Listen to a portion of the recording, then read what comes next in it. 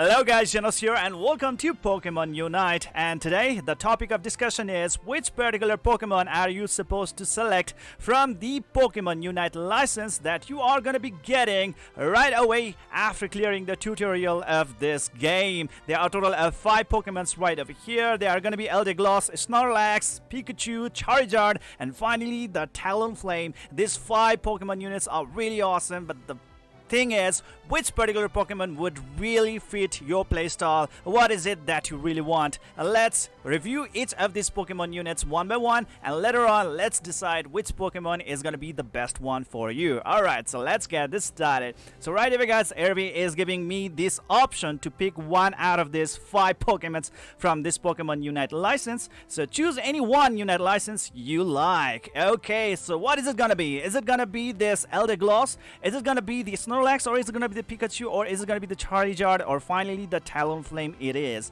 Alright, now let's start with Eldegoss. This Pokemon is a supporter unit that can provide a lot of healing to your party members. As it says right over here, Pokemon that excel at supporting allied Pokemon and restoring their HP. Thus, the main role of this Pokemon is to heal the team members, especially when they are on a retreat or when they are engaging in a fierce battle against the opponents out there, while losing a chunk of their HP right away. At that time, Eldegoss is going to be a very crucial unit indeed.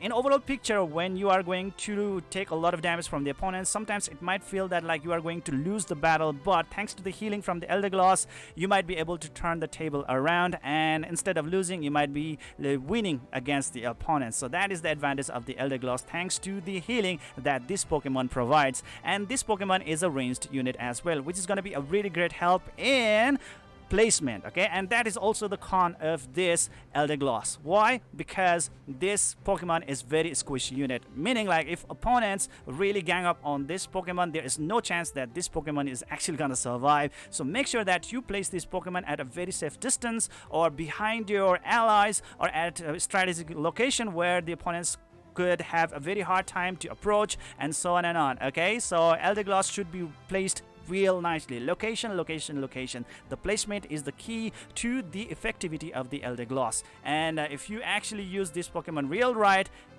then well, this Pokemon is going to be a really great assistance to your allies. So that's the advantage and disadvantage of the Eldegoss. Okay, the next Pokemon is Snorlax. This Pokemon is a defender unit that can tank a lot of damage incoming from the opponents. This Pokemon also has a lot of HP pool, and it says right over here, Pokemon that have high endurance and excel at protecting allied Pokemon. So the main role of the Snorlax is to protect the allies and to initiate the battles. Yes, you heard me right. Well, your DPS units like, let's say, Charizard and Pikachu might be quite reluctant in initiating the battles, because like if the opponents are going to focus on them, then they might actually die pretty fast, and at that time Snorlax is going to be a really great help in your team in order to initiate the battle and have a lot of fun out there. Okay, and he's so tanky that he can take a lot of damage and still stay alive, and like while he's engaging with the opponents, your other allies who are actually far away from the fray, they can actually also join the battle later on, and even at that time Snorlax might still stay alive as well. So Snorlax is a really great ally when it comes to the team battles. Okay, and the next thing is that like he's also an attack type unit, meaning like he can also deal some really good damage against the opponents. So he's pretty much like a bruiser at the same time. He's a melee, so he should actually be in close combat range against the opponents in order to deal some damage or to be of any effect in the battlefield. So that's the Snorlax right over here, guys. Okay, and the next unit is gonna be Pikachu right over here. Alright, this character is definitely gonna be like one of the shining star right over here, because this character can deal some crazy insane damage against the opponents while stunning them from time to time as well. Yes, that's the Pikachu that we are talking about, and this character is very, very cute as well. This Pokemon, my god, who does not love Pikachu, right? Hey, this Pokemon is a ranged attacker, and that can deal insane damage against the opponents. As it says right over here, Pokemon that have great offense and excel at ranged attacks and can stun the opponents as well with very fast attacks as well. So that's the thing, guys. The problem with the Pikachu is that this Pokemon is very squishy indeed, so don't initiate the battles with the Pikachu. Always try to have some tanks like Snorlax in the front to initiate the battle, and Pikachu will be able to unleash a lot of damage over and over against the opponents, and his skills actually reset pretty fast as well, and he has a lot of skills that has sure hit. Okay, that means like you will be able to deal a lot of damage and you will be able to score a lot of kills as well. Okay, and Pikachu, when he actually moves around the battlefield, oh my god, it's such a cuteness overload, as this game has wonderful graphics. So that's the Pikachu that we are talking about. Definitely one of the favorite pick of so many players out there. Next is gonna be the Charizard. I mean, like, for most of the player, he's the best pick. Why? Because he is an all-rounder unit. Not only that, he is a semi-tank, can tank a lot of damage, very good. Alright, and he can also deal very good damage against the opponents as well, and he has some of the amazing special animations that can give you chills, okay, goosebumps, and make you say wow indeed. His ultimate skill, the seismic toss, my god, it's just so good, man.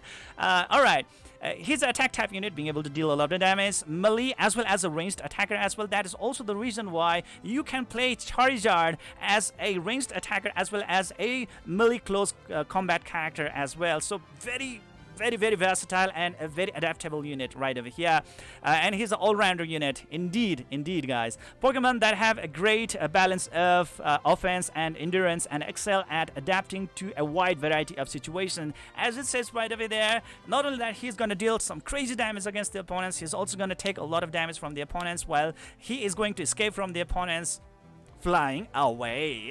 Okay, and the evolution also makes you feel so good playing this game. First it comes Charmander, then Charmeleon, and finally the Charizard. So you are going to actually enjoy the feeling of the Pokemon itself when you are playing as Charizard. It's just it's such a wonderful experience playing Charizard out there in the battlefield. Okay, so that's the Charizard right over there. Next is gonna be the Talonflame. The main speciality of this character right over here is to move around the map, as this guy is it's speedster. Okay, so if there is any kind of team clash happening around in any part of the map, this guy can actually easily get to that point right away. So most of the time this guy will be kind of busy in moving from one place to another place, changing from one lane to the another lane. So the main way for this character to farm is gonna be by killing the critters in the between, okay, killing the other like wild Pokemons out there, and that's gonna be the main way how the Talonflame is actually gonna level up, get a lot of experience, and also ambush the opponents from back, from front, whatever that is, flank the opponents, and so much more. So Talonflame is gonna be a really great character in terms of forming up a really good strategy in order to beat your opponents real hard and to surprise your opponents. Okay, this guy, this Pokemon is the element of surprise in this game, and that is it. Okay, this guy can also deal some really great damage as well. Melee character, speedster, and the game says Pokemon that are characterized by agile movements and can excel at chasing down opposing Pokemon and creating good conditions for scoring. Yes, this Pokemon is a really good chaser. Usually most of the time when you are playing as other Pokemon, it's going to be quite hard to chase down the opponents, but when you are using the Talonflame, my god, if the opponents have low HP, usually they cannot escape the wrath of Talonflame. Usually it's kind of like a sure kill. Okay, but you also need to be quite careful, okay, because when you are chasing the opponents, it might be quite easy for the opponents to ambush you as well. So yeah, there we go, guys. So those are the description of all the 5 Pokemons right over here, and now the main question is, who are you supposed to select? Well, as a beginner, if you really don't know anything and you are pretty much confused, I would say taking Charizard is definitely gonna be the best option out here, okay, because he's an all-rounder unit, can sustain a lot of damage, also can deal a lot of damage against the opponents as well. Even if you do a lot of mistakes out there in the battlefield, even though you have a lot of stupid mistakes, you can still get out of the situation. You can still not be a burden to your team, okay, and still be some really good stuff out there in the battlefield. And with Charizard, you can pretty much experience the whole fun of the Pokemon itself in this game. And the second best option is definitely going to be the Pikachu, provided that you have pretty fast fingers and you really are kind of focused in dealing a lot of damage. I mean, like, who does not really want to deal a lot of damage against the opponents and score a lot of kill, right? Yes, if there is someone who is going to go in a spree of a lot of kills, like mega kill, pentakill, and whatever that is, then that's going to be the Pikachu right over here, thanks to very fast cooldown of his skills and very thunderous type of massive damage from his skills out there against the opponents. That makes Pikachu very unique unit indeed out there. Okay, so that's going to be the second best option right over there. And the third best option, it's totally up to you, like what really do you need in the game? How do you really prefer to play?